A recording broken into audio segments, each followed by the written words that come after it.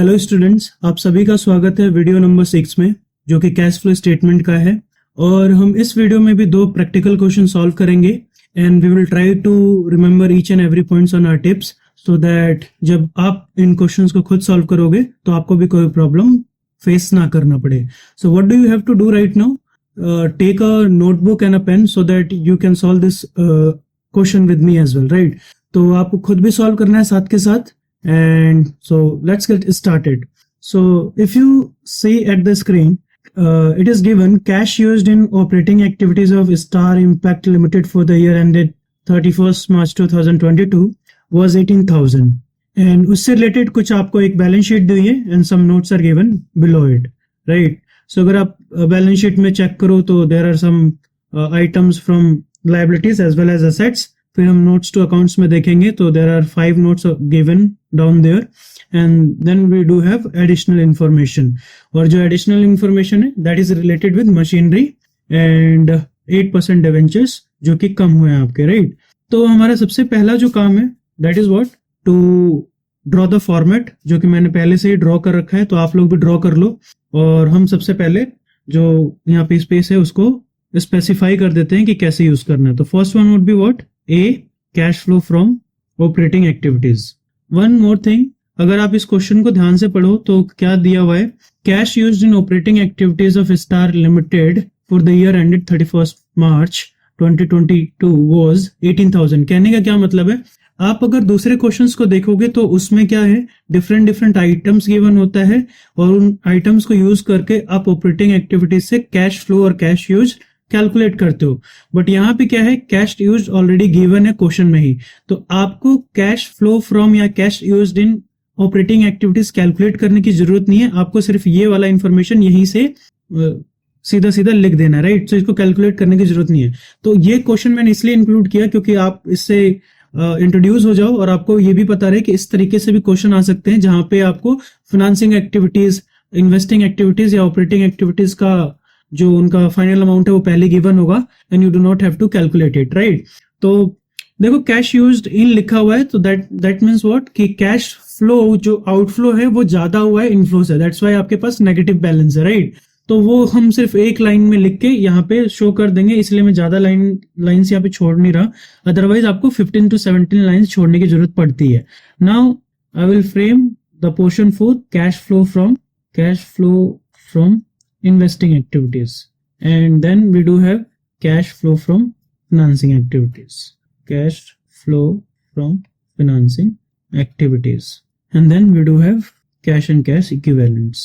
चाहे कोई सा भी क्वेश्चन गिवन हो आपके पास कैश फ्लो स्टेटमेंट से, आपको यही फॉर्मेट यूज करना है और यही प्रोसेस और यही स्टेप्स फॉलो करने हैं। सबसे पहले आपको फॉर्मेट बना लेना है and you have to specify the gap, है ना, कि आप ऑपरेटिंग एक्टिविटीज में कितने लाइन छोड़ने वाले हो, इन्वेस्टिंग में कितने छोड़ने वाले हो एंड फाइनेंसिंग में कितना छोड़ने वाले हो।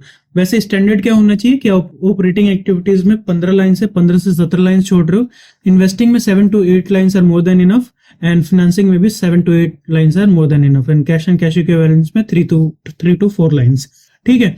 अब क्योंकि ऑपरेटिंग एक्टिविटीज हमें कैलकुलेट नहीं करना है इसलिए मैंने यहाँ पे कम स्पेस छोड़ा है और आपको भी इसी तरीके से करना है।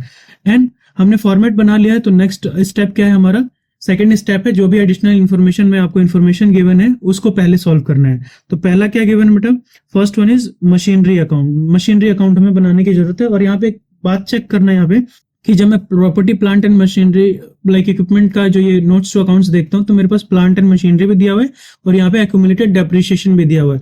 अगर मुझे फुल फ्लेज क्वेश्चन बनाना होता है जहां पे मुझे ऑपरेटिंग एक्टिविटीज को भी शो करना होता है, यहाँ पे देखो ऑपरेटिंग एक्टिविटीज जहां पे मुझे कैलकुलेट करना होता, तब तो मैं एक्यूमुलेटेड डेप्रिसिएशन बनाता भी।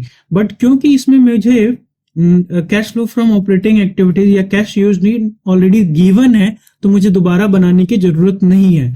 क्यों? क्योंकि अगर मैं एक्यूमुलेटेड डेप्रिसिएशन अकाउंट बनाता हूं तो क्या होगा, मुझे वहां से मिलेगा डेप्रिसिएशन ड्यूरिंग द ईयर।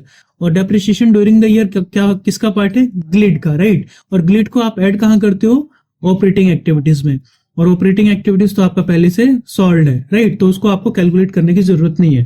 तो हम सिर्फ एक ही अकाउंट बनाएंगे and that is what, machinery account. और machinery account, plant and machinery account का ओपनिंग बैलेंस कितना है, 10,90,000 एंड 15,20,000। तो उसको मैं यहाँ पे नोट डाउन कर लेता हूँ जो कि मैंने पहले बना रखा है। So what I would do here, I would write to balance BD. अब मैं बैलेंस बीडी यहाँ पे डेबिट हैंड साइड क्यों लिख रहा हूँ, क्रेडिट हैंड साइड यहाँ पे क्यों नहीं लिख रहा बाई बैलेंस बीडी, बिकॉज ये एक एसेट है और एसेट का बैलेंस हमेशा डेबिट साइड लिखा जाता है, ठीक है। और फिर मैं यहाँ पे लिखूंगा ये कितना है 10,90,000, राइट, और ये कितना था 15,20,000, ये आपका क्लोजिंग बैलेंस। सो आपका आ जाएगा बाई बैलेंस सीडी कितना 15,20,000। इसके अलावा तो और कोई इन्फॉर्मेशन नहीं है, ओपनिंग और क्लोजिंग तो हो गया। अब आगे बढ़ते हैं और क्या गिवन है, बोल रहे हैं मशीनरी जिसकी वैल्यू है 40,000, ठीक है, उसकी book value, current book value कितनी है 40,000 है, उसको कितने में बेचा, लॉस पे बेचा 6,000 के लॉस पे, ठीक है। और उस पे ये बोला है कि उस पे अब तक डेप्रिसिएशन प्रोवाइडेड कितना है 12,000, यानी उस मशीनरी पे टोटल डेप्रिसिएशन अब तक कितना प्रोवाइडेड है, राइट।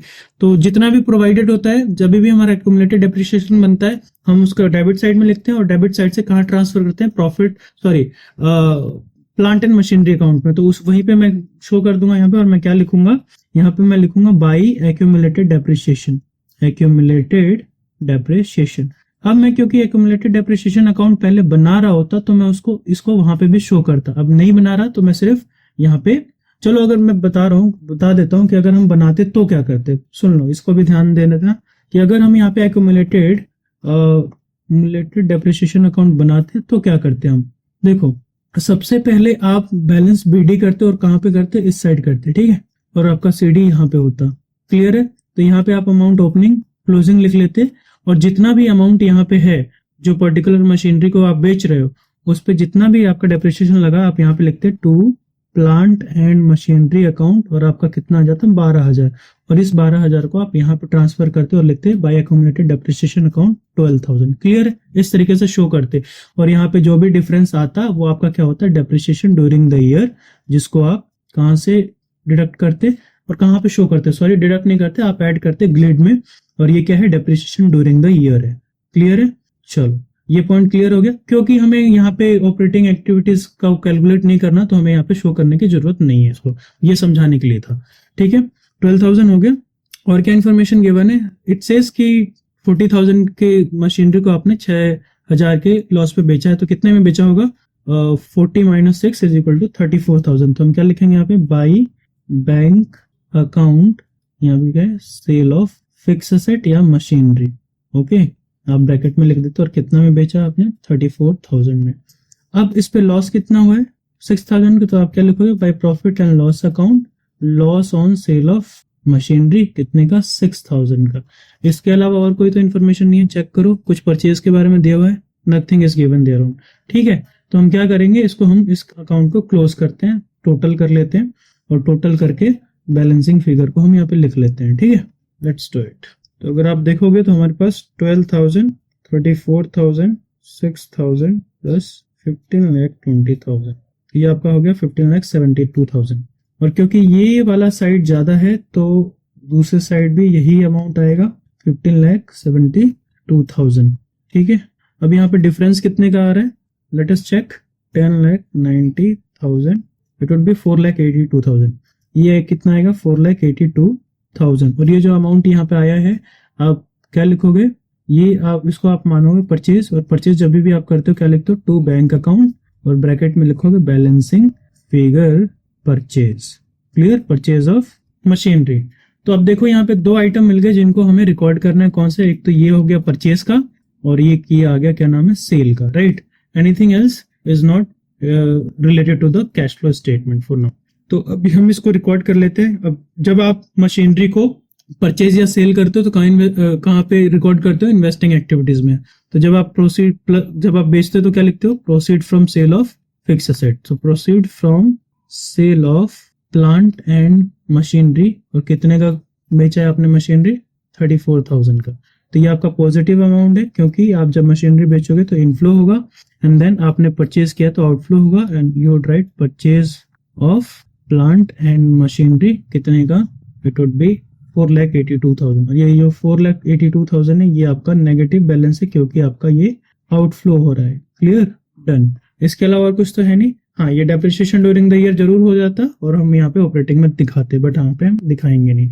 अब दूसरी चीज क्या है यहाँ पे, हाँ, कैश यूज्ड इन ऑपरेटिंग एक्टिविटीज, इसको भी रिकॉर्ड कर लेते हैं। हम क्या लिखेंगे, नेट कैश यूज्ड इन ऑपरेटिंग एक्टिविटीज। क्लियर। और ये कितना आया है, ये आया है आपका नेगेटिव का 18,000, और आप 18,000 को यहाँ पे लिख दोगे क्योंकि आपका फाइनल अमाउंट है। ठीक है, आपको इधर लिखने की जरूरत नहीं है, आप सीधा फाइनल अमाउंट में इसको शो कर दोगे। Clear, done.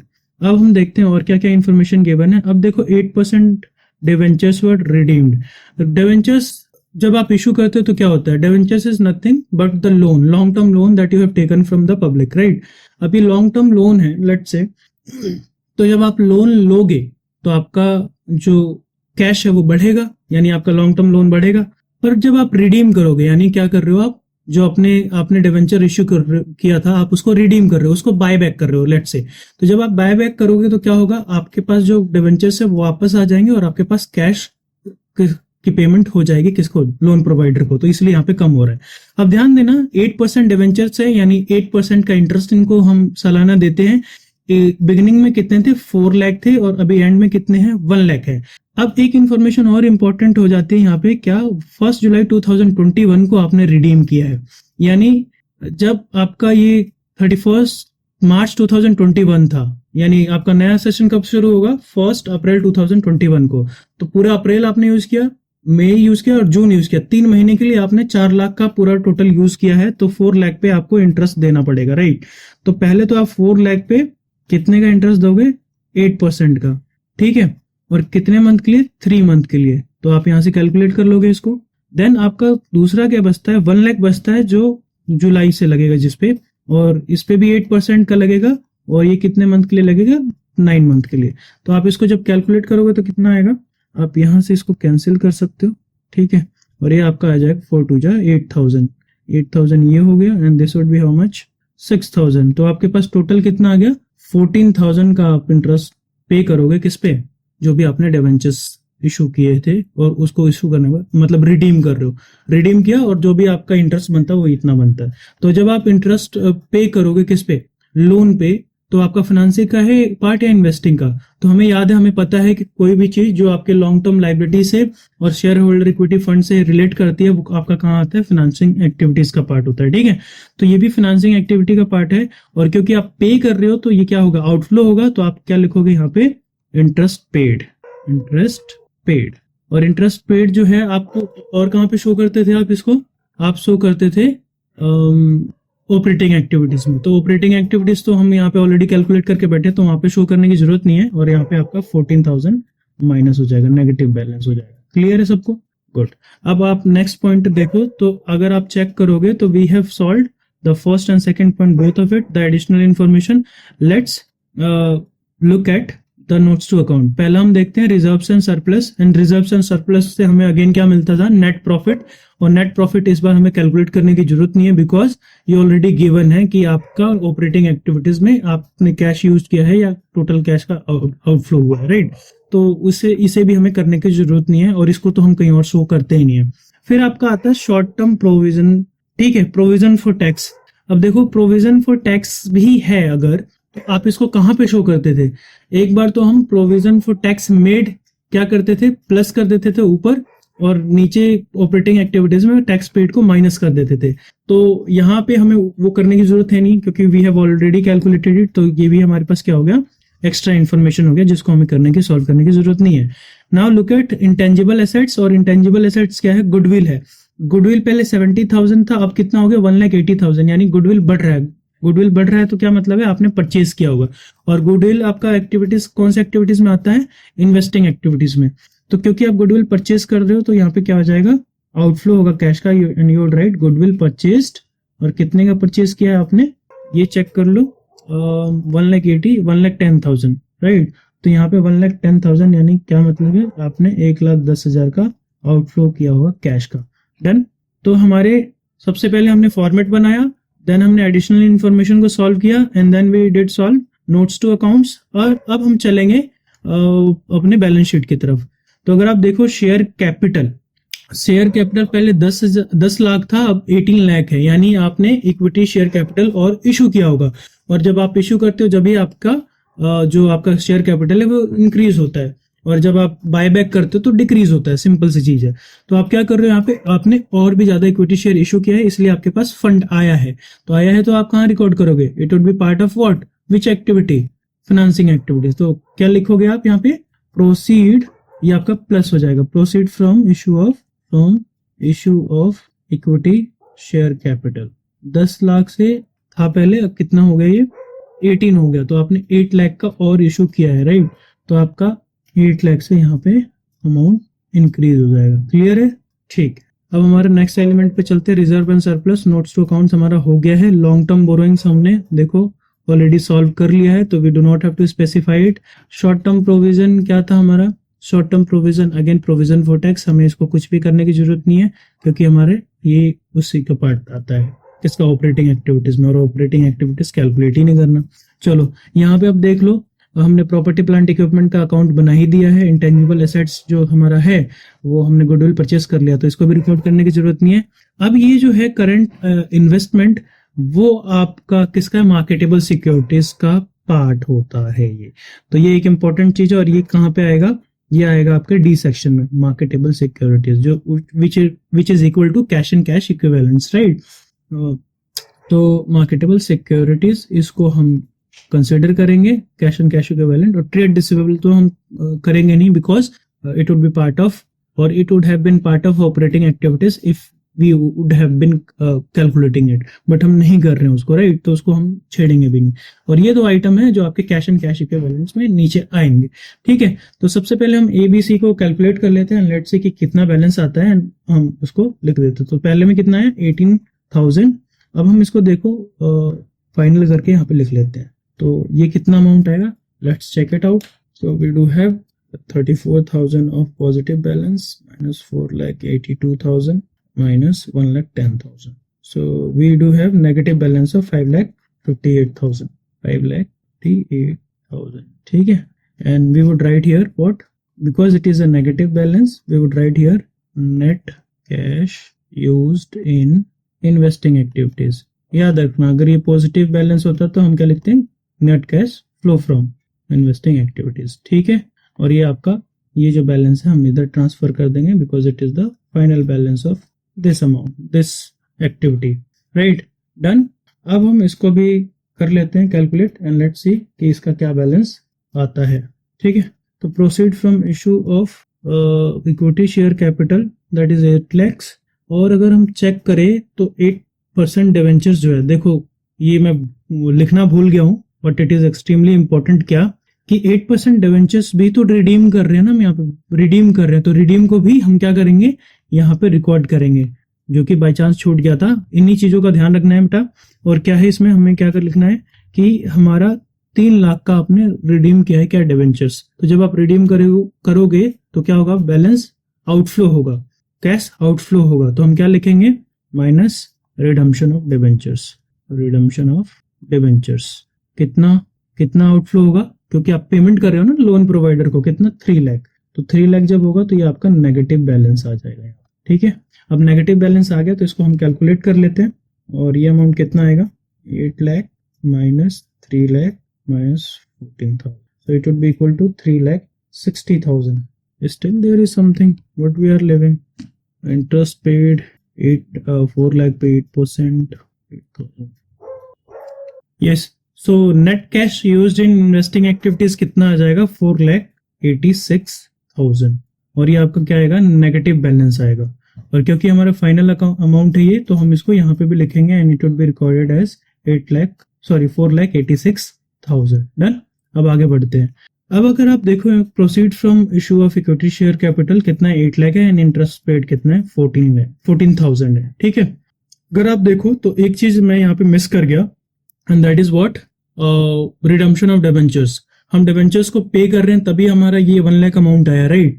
तो हमें उसको रिकॉर्ड भी करना है, और जब भी आप अपने लोन प्रोवाइडर को लोन वापस करोगे तो आपके पास से आउटफ्लो होगा cash, and you need to write here what, minus redemption of debentures, right.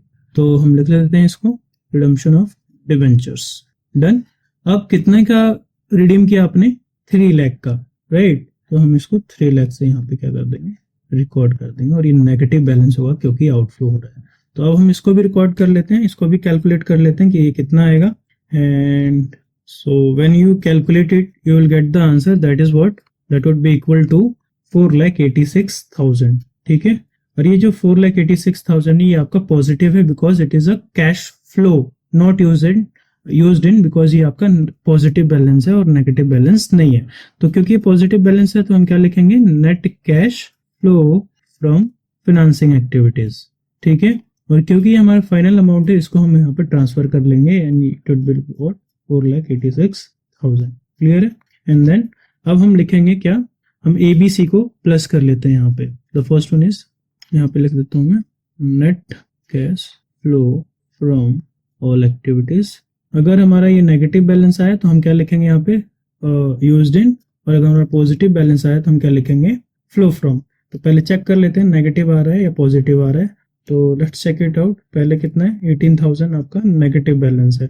ठीक है, तो it would be around 4,86,000 minus 5,58,000 minus 18,000 and you will get the amount that is what 90,000। और 90,000 ये आपका क्या है, नेगेटिव है 90,000। क्लियर। और ये अगर नेगेटिव है तो हमारे पास ये क्या आ जाएगा, नेट कैश यूज्ड इन। ठीक है, हम फ्लो फ्रॉम नहीं लिखेंगे, फिर हम क्या लिखेंगे, net cash used in all activities. ठीक है, इसी में आप ऐड करते हो A plus B plus C। Done. तो ये आपका तो नेट कैश फ्लो हो गया। अब हम क्या ऐड करेंगे इसमें, cash and cash equivalents in the beginning, cash and cash equivalents in the beginning.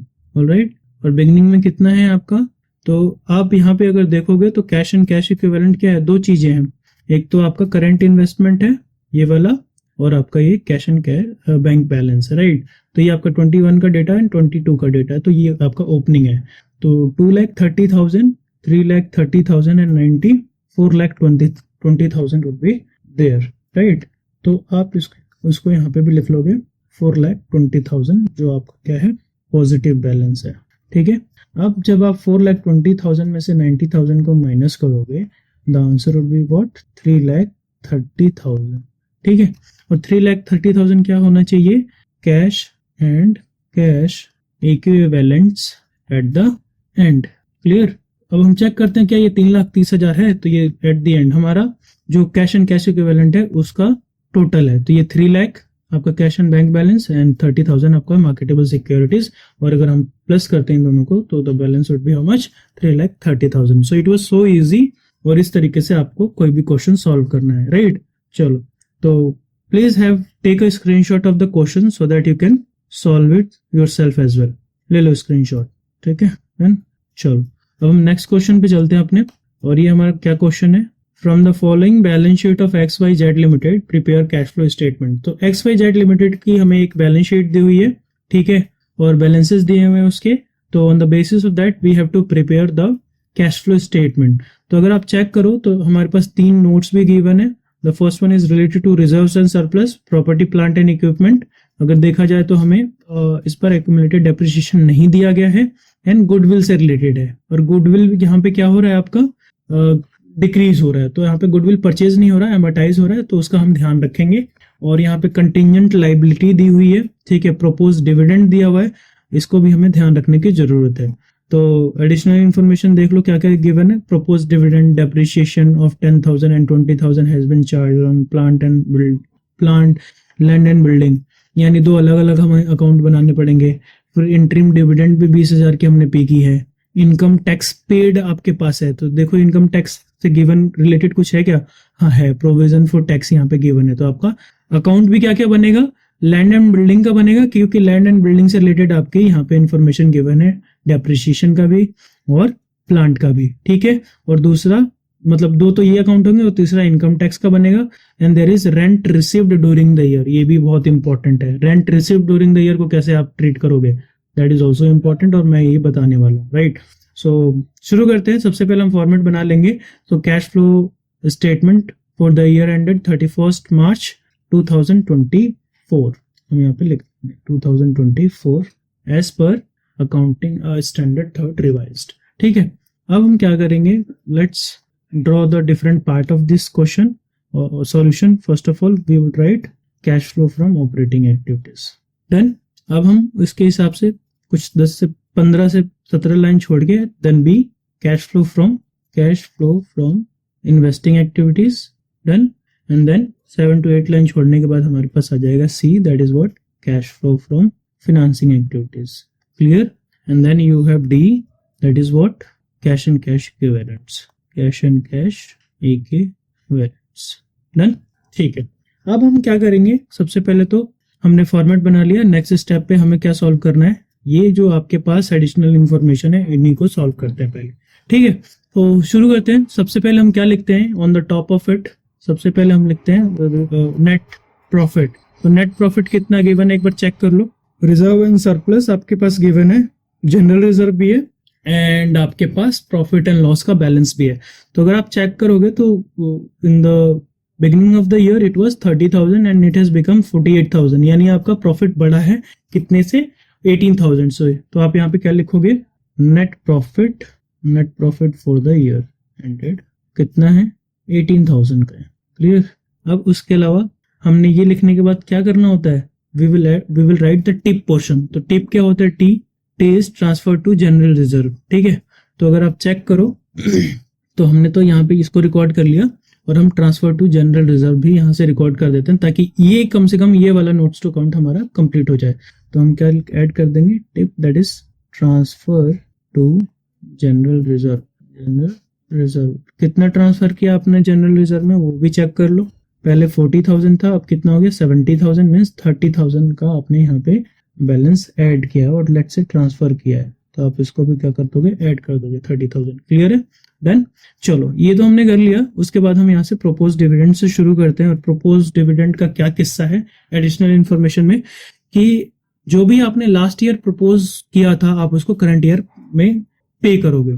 तो डिविडेंड हर साल प्रपोज किया जाता है नेक्स्ट ईयर के लिए, राइट। और नेक्स्ट ईयर के परफॉर्मेंस के बेस पे वो उसको आप जो भी डिक्लेरेशन करके उसकी पेमेंट की जाती है with in the duration of 30 days. ठीक है, तो जो भी हमने लास्ट ईयर यहाँ पे प्रपोज किया था उसकी हम क्या कर देंगे, यहाँ पे पेमेंट कर देंगे। तो प्रपोज डिविडेंड कितना आएगा 42,000। एंड इंटरिम डिविडेंड भी है, टिप में क्या आता है TIPP, राइट। तो I is for interim dividend, तो इंटरिम डिविडेंड का भी यहाँ पे हमारे पास अमाउंट है। ठीक है, और प्रपोज डिविडेंड का भी है, तो दोनों को हम पहले लिख लेते हैं। ठीक है, I हमारा इंटरिम डिविडेंड कितना है, इंटरिम डिविडेंड इज 20,000। इसको हमने रिकॉर्ड कर लिया तो मैं यहाँ मार्क कर लेता हूँ ताकि ध्यान रहे। 20,000 हमारा इंटरिम डिविडेंड यहाँ आ गया 20,000। डन। और फिर प्रोपोज डिविडेंड भी है हमारे पास, बट हम प्रीवियस ईयर वाले को ही रिकॉर्ड करेंगे। तो हमारे पास आ जाएगा प्रोपोज्ड डिविडेंड, यहाँ पे प्रीवियस ईयर का आएगा कितना 42,000। क्लियर। अभी दोनों जो डिविडेंड है आप पे कर रहे हो, राइट। तो आप डिविडेंड किस पे करते हो, जब भी आप स्टॉक को इशू करते हो और स्टॉक आपके पास होने के बाद जब आप प्रॉफिट अर्न करते हो तो उन स्टॉक पे आप डिविडेंड पे करते हो, राइट। तो ये किसका पार्ट है, फाइनेंसिंग का पार्ट है। तो क्योंकि आप इंटरिम डिविडेंड और प्रोपोज डिविडेंड पे करोगे तो आपके फाइनेंसिंग एक्टिविटीज से आउटफ्लो होगा। तो we have to record here as well interim dividend paid. और इंटरिम डिविडेंड वैसे होता क्या है, देखो प्रपोज डिविडेंड तो वो होता है कि हमने प्रपोज किया है कि इतना पे करेंगे और देन डिक्लेयर करके पे कर देते हैं। अगर कंपनी अच्छा परफॉर्म करती है तो उसकी परफॉर्मेंस से खुश होकर जो ऑनर्स हैं या बोर्ड ऑफ डायरेक्टर्स हैं वो डिसीजन लेते हैं कि वो अपने जो शेयर होल्डर्स हैं उनको भी थोड़ा हैप्पीनेस ट्रांसफर करें and they share the amount of profit with them as well. तो उसी को हम इंटरिम डिविडेंड बोलते हैं। ठीक है, declare and paid in the same year. तो ये कितना था इंटरिम डिविडेंड 20,000। और यहाँ पे आप क्या करोगे, यहाँ पे इसको नेगेटिवली रिकॉर्ड करोगे। ठीक है, मतलब नेगेटिव बैलेंस आएगा। और फिर आपका प्रोपोज डिविडेंड, यहाँ पे भी कौन सा प्रोपोज डिविडेंड आएगा, करंट ईयर और previous year, of course previous year. ठीक है, यहाँ पे हमारा करंट ईयर का कोई भी काम नहीं है। 42,000 जो प्रीवियस ईयर का अमाउंट है उसी को ही आप रिकॉर्ड करोगे यहाँ पे। ठीक है, तो हमने प्रोपोज डिविडेंड वाला भी पोर्शन कंप्लीट कर दिया और इंटरिम डिविडेंड वाला भी पोर्शन कंप्लीट कर दिया। ठीक है, अब देखा जाए तो हमारे पास इंटरिम डिविडेंड, अब इनको ऐड क्यों करते हैं, याद है ना, जो भी आपके नॉन कैश या नॉन ऑपरेटिंग आइटम्स होते हैं उनको आप ऐड करते हो और नॉन कैश आइटम है उसको भी ऐड करोगे, क्योंकि नॉन ऑपरेटिंग आइटम्स इसको मैंने बताया भी हुआ है, आप सेकंड या थर्ड वीडियोस में जब जाओगे, थर्ड या फोर्थ में, तो आप इसको मिल जाएगा, बट मैं उसको यहाँ पे लिंक कर दूंगा ताकि आपको पता चल जाए, वो वीडियो आसानी से आपको मिल जाए। पूरा कॉन्सेप्ट थोड़ा 5 से 10 मिनट का एक्सप्लेनेशन है, बट बहुत ज्यादा इंपॉर्टेंट है, उसको देख लेना एक बार, ठीक है। तो उसको मैं यहाँ पे डिस्क्रिप्शन में उसका लिंक दे दूंगा, you can go through it. चलो आगे बढ़ते हैं। पी प्रोपोज डिविडेंड हो गया हमारा। प्रोविजन फॉर टैक्स, देखो यहाँ पे प्रोविजन फॉर टैक्स अकाउंट भी बनना चाहिए, और यहाँ पे हमारे पास plant and land and building account भी बनेगा, राइट। तो सबसे पहले हम इसको बना लेते हैं, उसके बाद आगे बढ़ेंगे। तो depreciation of 10,000 and 20,000 has been charge on plant and land and building, right. तो पहले हम प्लांट अकाउंट बना लेते हैं, लैंड एंड बिल्डिंग अकाउंट बना लेते हैं, फिर आगे बढ़ते हैं। Plant account, debit, credit, particular amount to balance BD, क्योंकि ये असेट है, बाय बैलेंस सीडी। और इसी तरीके से आपका एक अकाउंट बन जाएगा, किसका, आपका बन जाएगा लैंड एंड बिल्डिंग का, ठीक है। प्लांट का आपने यहाँ पे बना दिया प्रोफॉर्मा, उसी तरीके से लैंड एंड बिल्डिंग का भी बन जाएगा, to balance BD by balance CD. Okay, अब इनके अमाउंट को हम लिख लेते हैं। तो लैंड एंड बिल्डिंग का अमाउंट कितना है 2023 में 2 लाख, एंड क्लोजिंग कितना 1,70,000, 2 लाख एंड यहाँ पे 1,70,000 यहाँ पे लैंड एंड बिल्डिंग का है। एंड देन प्लांट का 80,000 and 2 lakh, 80,000 and 2 lakh, 80,000 in the beginning and 2 lakh at the and. Clear है। अब हम इस पे डेप्रिसिएशन लगा देते हैं। डेप्रिसिएशन कितने कितने का लगाए यहाँ पे, 10,000 का प्लांट पे, एंड लैंड एंड बिल्डिंग पे 20,000 का। तो लैंड एंड बिल्डिंग पे 20,000 का, ये क्या आ जाएगा यहाँ पे, by profit and loss account depreciation, okay. और यहाँ पे 10,000 का है प्लांट पे 10,000 का है, ठीक है। तो हम यहाँ पे प्लांट पे भी लिख लेंगे, लिखेंगे by profit and loss account depreciation कितने का, 10,000 का। अब इसको हम इसकी क्लोजिंग करते हैं, क्योंकि इसके अलावा और कोई इन्फॉर्मेशन मुझे नहीं दिख रहा कि बाय एंड सेल से रिलेटेड कोई चीज दी हुई है यहाँ पे, राइट।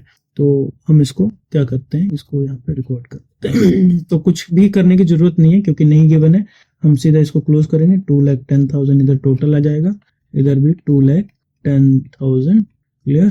तो ये कितना अमाउंट हो जाएगा, 2,10,000 और यहाँ पे 80,000। तो यहाँ पे कितने का डिफरेंस है, यहाँ पे आपका डिफरेंस आ जाएगा 1,30,000 का, ठीक है, 1,30,000। और ये क्या है, जो डिफरेंस है आपका परचेज होगा। तो क्या लिखोगे, to bank account bracket balancing figure purchase, clear. उसी तरीके से अब हम इसको भी टोटल कर लेते हैं, और अगर मैं इसको टोटल करता हूँ तो ये वाला साइड ज्यादा आएगा, क्योंकि दिस इज 2 लाख, और आपका यहाँ भी 2 लाख आ जाना चाहिए, यस, यहाँ भी 2 लाख आ गया। अब देखो यहाँ पे 2 लाख है, ये कितना है, 1,90,000 है, क्लियर। इनको टोटल करूँ तो 1,90,000 होगा, यानी अभी भी 10,000 का डिफरेंस यहाँ पे आ रहा है, और यहाँ पे 10,000 इस साइड आना चाहिए। तो अगर इस साइड कम होता था तो बाय हम करते थे, बट अगर इस साइड कम है तो हमारा क्या हो जाएगा, सेल हो जाएगा। और आप क्या लिखोगे, by bank account cell of land and building for 10,000, clear. तो सब कुछ तो हो गया। अब इसको हम क्या करते हैं, रिकॉर्ड कर लेते हैं। तो कोई भी चीज, कोई भी आइटम जो कि आपके फिक्स एसेट से रिलेटेड हो, हर बार कहाँ पे आती है, इन्वेस्टिंग एक्टिविटीज में आती है। और बाकी आपके जो ये डेप्रिसिएशन है वो कहाँ जाता है, ग्लिड में, राइट। तो टिप में तो आपका यहाँ पे आ गया है। यहाँ पे आप और एक चीज ऐड करोगे, प्रोविजन फॉर टैक्स मेड। और क्योंकि यहाँ पे बनने वाला है तो मैं इसको पहले से ही यहाँ पे जगह दे देता हूँ, प्रोविजन फॉर टैक्स मेड। और उसको लिखने के बाद हमारे पास एक नया बैलेंस आएगा, और उसके बाद हम ग्लिड को ऐड करते हैं। तो ग्लिड में क्या आता है आपका, गुडविल रिटर्न ऑफ, जो कि दिया ही हुआ है।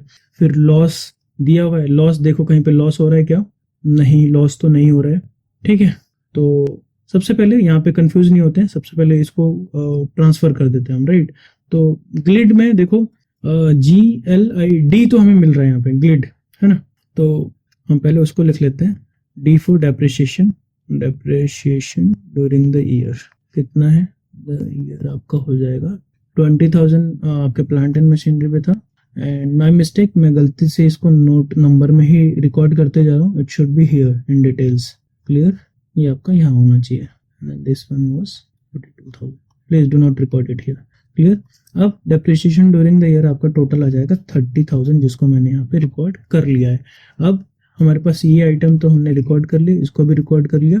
अब हमारी बात आती है सेल की और परचेज की। तो सेल और परचेज जब आप करोगे कहाँ पे आएगा, इन्वेस्टिंग एक्टिविटी। तो परचेज ऑफ प्लांट कितने का, 1,30,000, और कहाँ आएगा, इन्वेस्टिंग एक्टिविटीज में। तो हम माइनस करेंगे परचेज ऑफ प्लांट कितने, 1,30,000।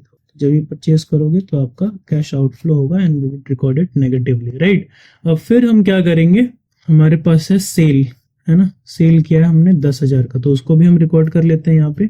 और हमारे पास आ जाएगा proceed from sale of land and building, इसको आप प्लस कर दोगे, proceeds from sale of land and building, clear. और कितने का आपका पैसा आया है बिजनेस में, 10,000 का, डन। तो ऑलमोस्ट हमने इसका सारा कर लिया, इसमें तो कुछ बचा ही नहीं है, राइट। ये भी रिकॉर्ड कर लिया, ये भी रिकॉर्ड कर लिया, we have also recorded it, so nothing is left. तो अगर मैं देखूं तो हमारा डेप्रिसिएशन वाला पार्ट हो गया है। अब हमारा इनकम टैक्स वाला देख लेते हैं। तो इनकम टैक्स हमें क्या, कहाँ से मिलेगा, प्रोविजन फॉर टैक्स से, शॉर्ट टर्म आपका जो प्रोविजन दिया हुआ है। तो प्रोविजन फॉर टैक्स अकाउंट बनेगा यहाँ पे, and provision for tax account क्या है आपका, एक लाइबिलिटी अकाउंट है, ठीक है। तो लाइबिलिटी अकाउंट जब अगर ये है तो लाइबिलिटी अकाउंट का आप अमाउंट कैसे शो करते हो, कहाँ पे, क्रेडिट पे, ठीक है। तो आप यहाँ पे लिखोगे प्रोविजन फॉर टैक्स अकाउंट। और जब भी आप बनाते हो ना ये वर्किंग नोट्स, तो आप ऐसे बना सकते हो, कोई इशू नहीं है। और वन मोर थिंग, आप इसको जब भी ऐसे वर्किंग नोट बनाओगे तो यहाँ पे नंबरिंग डालना मत भूलना। Working note 1, this is working note 2, और दिस इज वर्किंग नोट 3। तो ये आपको स्पेसिफाई करना है, वर्किंग नोट 3, डन। तो देखो, तो ये हमारा जो plant and land and building है ना। तो लैंड एंड बिल्डिंग आपके वर्किंग नोट 2 से आया है, and this one has come from, और यहाँ पे डेप्रिसिएशन कैसे आया, फ्रॉम 1 and 2। तो आप यहाँ से स्पेसिफाई कर सकते हो, ठीक है, नोट वो नंबर 1 and 2, क्लियर। और तो कोई चीज यहाँ से नहीं आई है, ठीक है। अब प्रोविजन फॉर टैक्स अकाउंट बना लेते हैं। सबसे पहले बाय बैलेंस ब्रॉट डाउन, यहाँ पे क्या आएगा, टू बैलेंस कैरी डाउन। कितना अमाउंट है आपके पास, इट इज 40,000 and 50,000। तो लेट्स रिकॉर्ड इट, 40,000 एंड यहाँ पे आपका आ गया 50,000, क्लियर है।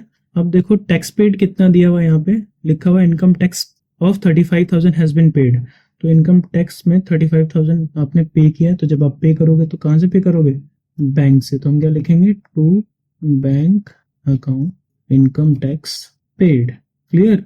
अब आप इन दोनों को ऐड करो, दोनों साइड को, और देखो कौन सा साइड ज्यादा आ रहा है। तो this would be the more one, greatest one. तो कितना होगा आपका, इट वुड बी 85,000, ठीक है। So it must be equal to the other side as well. तो 85,000 आप यहाँ भी लिख दो, 85,000 में से आपका 40,000 चला जाएगा, it would be equal to 45,000, ठीक है। और ये क्या है आपका, ये है by profit and loss account, और ये क्या है, provision for tax made, provision for tax made. तो जो आपका प्रोविजन फॉर टैक्स मेड है ये 45,000 है, कंफ्यूज मत होना। और तो प्रोविजन फॉर टैक्स मेड हमारा 45,000 आ गया, तो मैं उसको यहाँ पे 45,000 करके रिकॉर्ड कर लेता हूँ।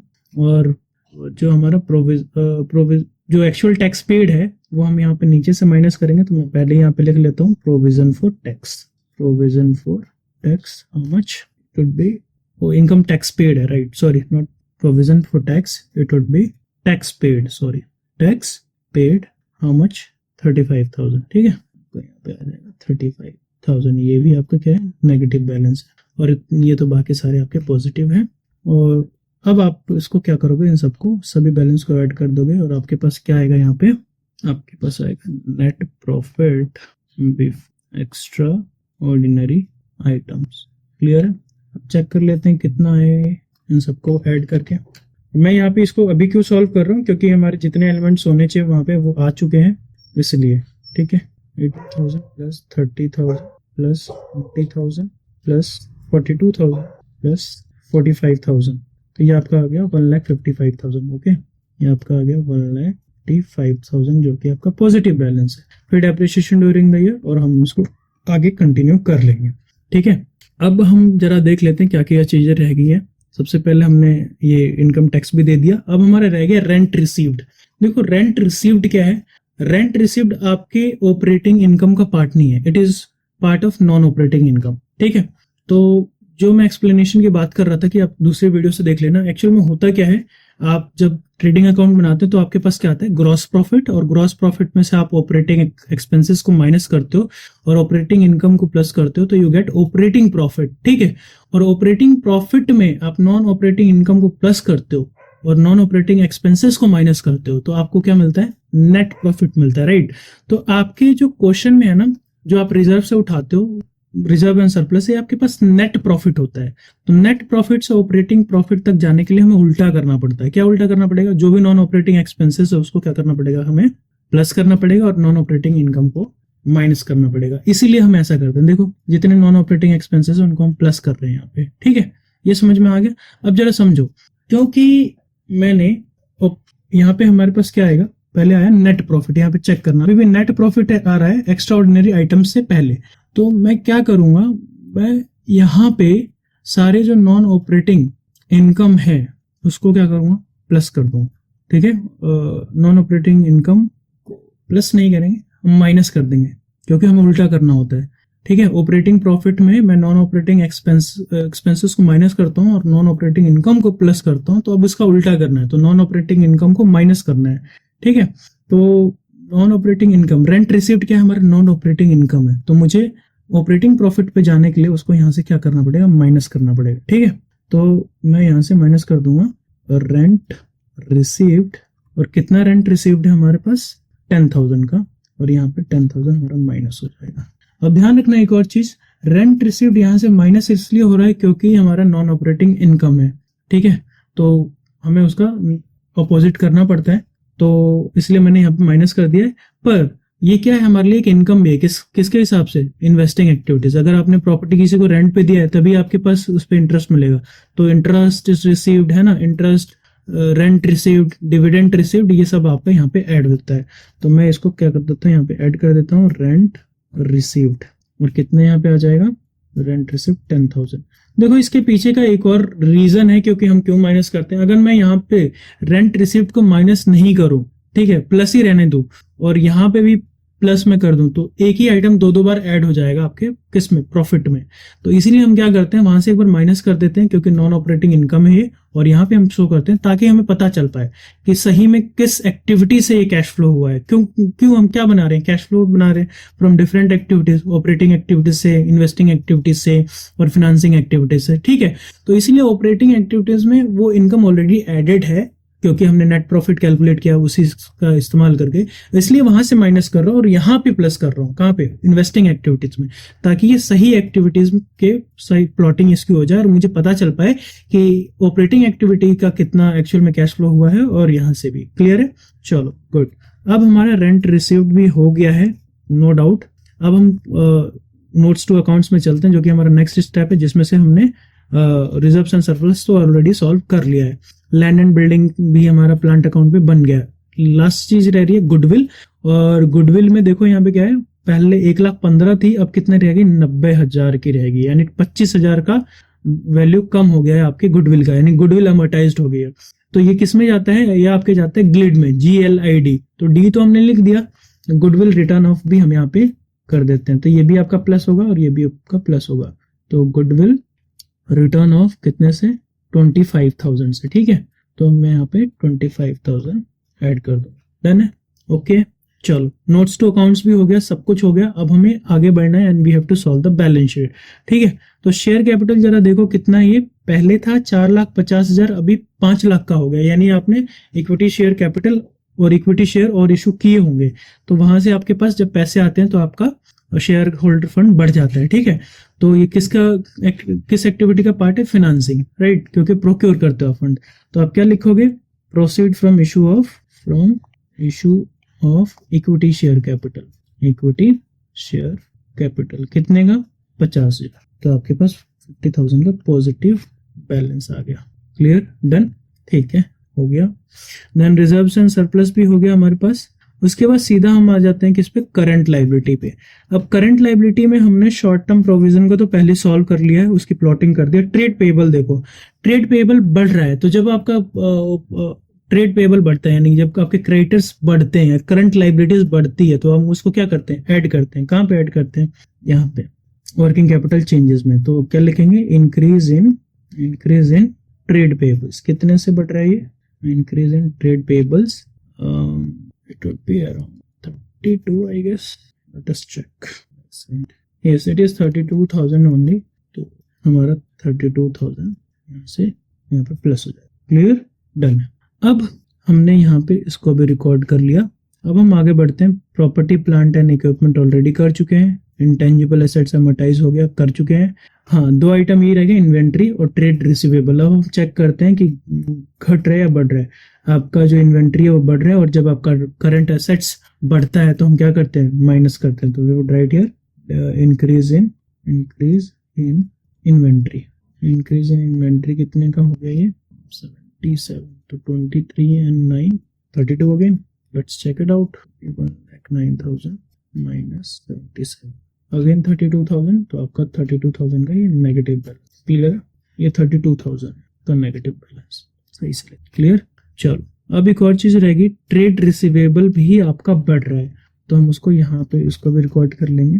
और क्योंकि ये आपका फिर से असेट है तो हम इसको भी माइनस करेंगे, नॉट इंक्रीज. हाँ, increase in trade receivable. Trade receivables, increase in trade receivable कितना है, 1,80,000 50,000. सो 50,000 यहाँ पे आपका आ जाएगा नेगेटिव. क्लियर है. चलो, अब ये इसको हम पहले ऐड करते हैं और देखते हैं हमारे पास वैल्यू क्या आती है. So we do have 1,55,000 positive plus 30,000 positive plus 25,000 minus 10,000. So we will get 2 lakhs rupees as a positive amount, and this 2 lakh rupees is nothing but operating profit before working capital changes. Clear? कि आपके पास 2 lakh rupees कैसे आया. So it is operating profit before working capital changes. अब हम working capital के लिए यहाँ पे करेंगे एंड इसको कैलकुलेट. ठीक है. So we do have 2 lakh rupees positive, and then we would have negative of 50,000 minus 35,000, and 32 आपस में कैंसिल हो जाएंगे. तो we will be left with 1,15,000. और ये जो आपका 1,15,000 है, that is a positive amount. तो हमारे पास क्या आया, ये net cash flow from operating activities. और इस अमाउंट को हम इस साइड लिख देंगे क्योंकि हमारा फाइनल अमाउंट है. अब इसमें कोई भी चेंज नहीं होना है. ठीक है, डन है. सबको समझ में आ गया. गुड. अब नेक्स्ट पे प्रोसीड करते हैं. What is that, proceed from sale of land and building 10,000, purchase of plant 1,30,000 and rent receipt कितना है, 10,000 है. तो हम इसको भी देख लेते हैं, कुछ छूटा तो नहीं है. लैंड एंड बिल्डिंग का हमने कर लिया 1,70,000. ठीक है, क्लियर है, कुछ भी नहीं छूटा है, कर दिया हमने सब. ठीक है, तो इसको हम कैलकुलेट कर लेते हैं. हमारे पास 20,000 का पॉजिटिव अमाउंट है और हमारे पास 1,10,000 नेगेटिव बचेगा. तो अगर नेगेटिव होता है तो हम क्या लिखेंगे, net cash used in investing activities.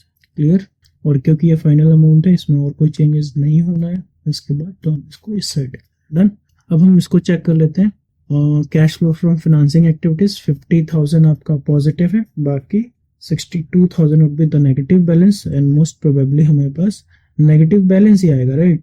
सो हमारे पास कितना बचेगा, 12,000 का. राइट, 12,000 का हमारे पास नेगेटिव बैलेंस बचेगा. और अगर 12 नेगेटिव है तो हमारे पास क्या आएगा, net cash used in financing activities. Okay, तो let's do the final sum of the same. तो हमारे पास कितना है, 1,15,000 का पॉजिटिव है एंड 1,22,000 का नेगेटिव है. तो आपके पास जब आप ए बी सी को प्लस करोगे, राइट, हमारे पास यहाँ पे ए प्लस बी प्लस सी आएगा, तो हमारे पास -7,000 आएगा. राइट. और -7,000 क्या है, नेट कैश डिक्रीज इन या net decrease in cash and cash equivalents. Right. अब हम उसमें क्या ऐड करते हैं, cash and cash equivalents at the beginning. Cash and cash equivalents at the beginning कितना है, बिगनिंग में चेक करो, इट वुड बी 25,000 है ना, क्योंकि हमारे पास करंट इन्वेस्टमेंट तो कुछ है ही नहीं, तो सीधा हमारे पास आ जाएगा 25,000. तो यहाँ पे 25,000 हमारा पॉजिटिव अमाउंट है जो कि हम यहाँ पे ऐड कर देंगे. तो जब हम इसको ऐड करेंगे तो हमारा फाइनल अमाउंट कितना आएगा, 18,000 आना चाहिए। और ये हमारा क्या होगा, cash and cash equivalents at the end, cash and cash equivalents the end 18,000। अब चेक करो क्या ये क्लोजिंग कैश के क्लोजिंग बैलेंस का इक्वल है। बिल्कुल cash and cash balance bank balances का जो क्लोजिंग अमाउंट है 18,000, यानी मेरा जो आंसर है वो बिल्कुल सही है। और इस तरीके से आप भी अपने आंसर को चेक आउट कर सकते हो, चेक कर सकते हो कि आपका क्वेश्चन अच्छे से सॉल्व हुआ है कि नहीं हुआ है। राइट, तो आप इसका स्क्रीनशॉट ले लो, है ना, क्वेश्चन का, और आपको खुद से सॉल्व करना है इसको। ठीक है, सॉल्व इट योरसेल्फ। डन, ठीक है। चलो, तो अच्छा लगा वीडियो, पसंद आया, सीखने को मिला, तो kindly do like it and also subscribe the channel so that आगे की जो वीडियोस आती रहेंगी वो आपको मिलती रहेंगी। And also share it with your friends so that they would also learn from the same. Thank you so much and see you in the next video. एक वीडियो और आनी है इस चैप्टर की जिसमें छोटी छोटी चीजें हैं जो मैं आपको बताऊंगा और वो काफी इंपॉर्टेंट है। तो see you there. Bye till then.